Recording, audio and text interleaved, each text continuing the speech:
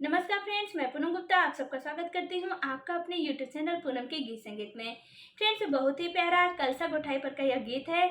आप इसे सुने और आपको कैसा लगे ये हमें कमेंट में आप ज़रूर बताएं। साथ ही हमारे चैनल को ज़्यादा से ज़्यादा सपोर्ट करें, हमारे वीडियो को ज़्यादा से ज़्यादा शेयर करें। चलिए स्टार्ट करते हैं।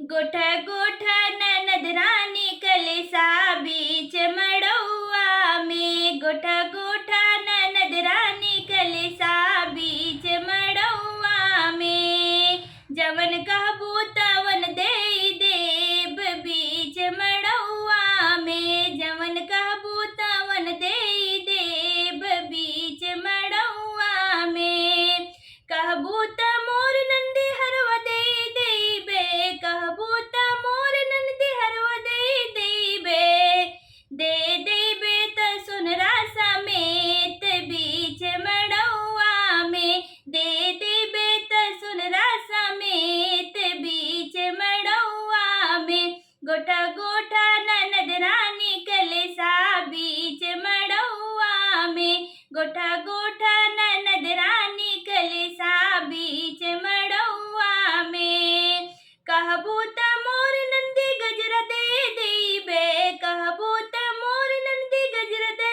देबे, दे